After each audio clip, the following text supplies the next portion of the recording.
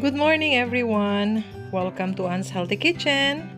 So ngayon, gagawa tayo ng Korean beef stew. So, dyan lang kayo at uumpisahan na natin.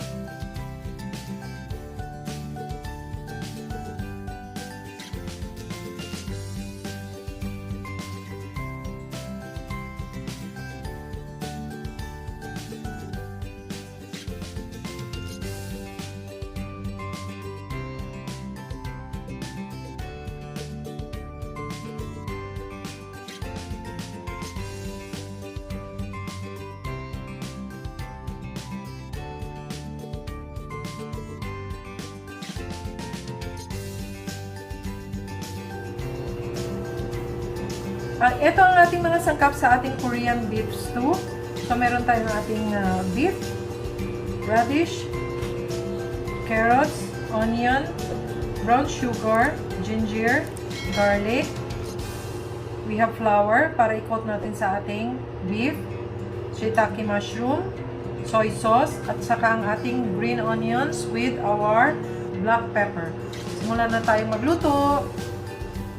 So, ngayon, lagyan natin ng kaunting oil para ating maprito or ma-sear natin ang ating beef. Ang ating beef, nilagyan ko na siya ng ating flour at saka salt and pepper. Okay? So, ang gagawin natin ay atin siyang isi-sear. Ganyan. By batches ang gagawin natin ito para maganda ang kanyang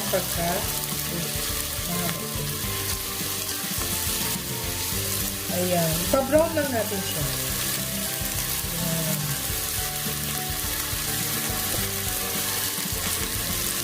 Ayan.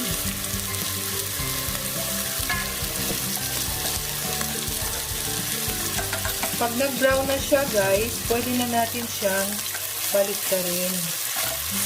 Okay, ganyan lang.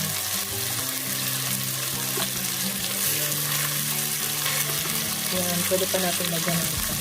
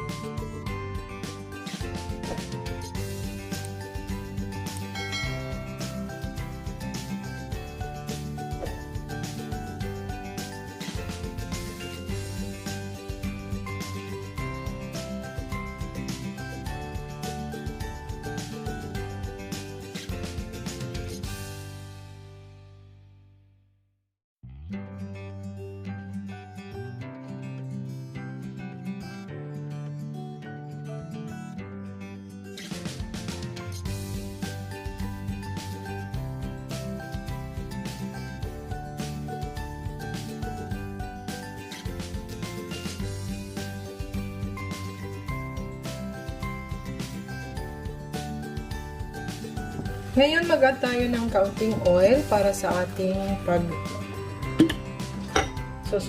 ang ating mga aromatics.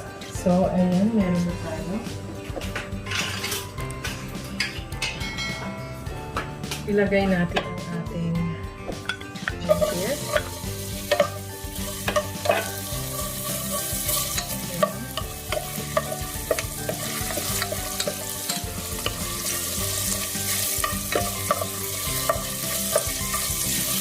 And then, pwede na rin natin i-add ang ating garlic.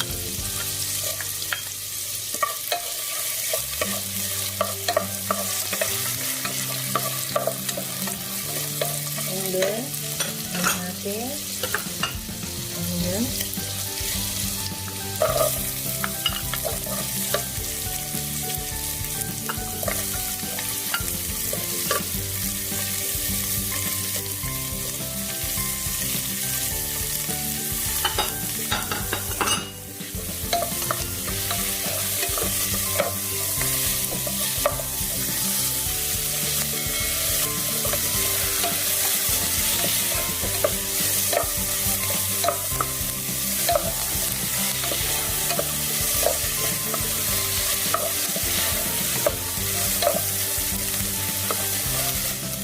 Ngayon, pwede na natin ilagay ang ating soy sauce.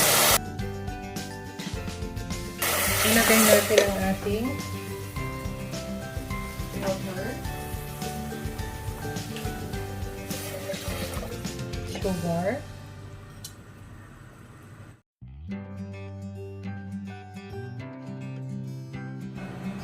now, i-add natin ang ating spicy na ketchup na, not ketchup, parang gochujang.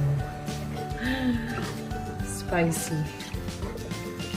Okay, now we can add our meat.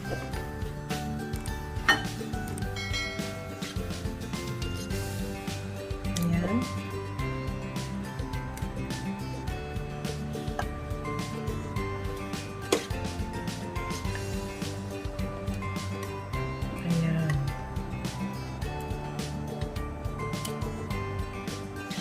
After that, we will let it boil hanggang sa lumambot. Ang gamit ko ngayon is pressure cooker. So, ayan, hintayin natin siyang mag-boil and then 30 minutes lang ang ating gagawin. Okay? So, guys, ito na. Bubuksan na natin. So guys, ito na ang kanyang itsura. So ngayon, itikman ko kung okay na ba yung kanyang lasa.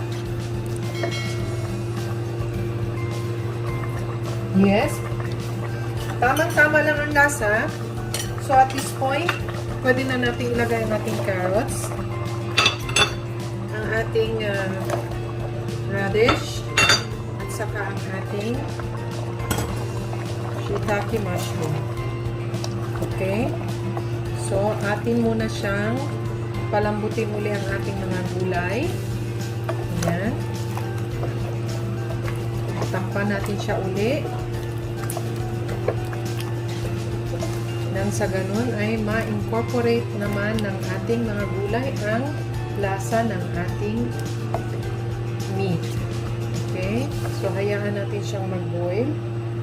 And don't forget, pwede na rin natin itong ilagay. And to garnish, mamaya ito ilalagay natin ulit. Okay?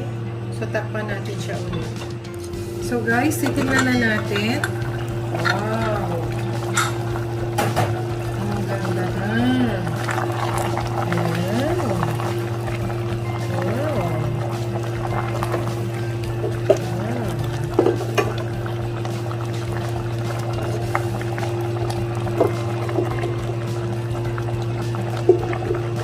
Guys, another 5 minutes and then we're done.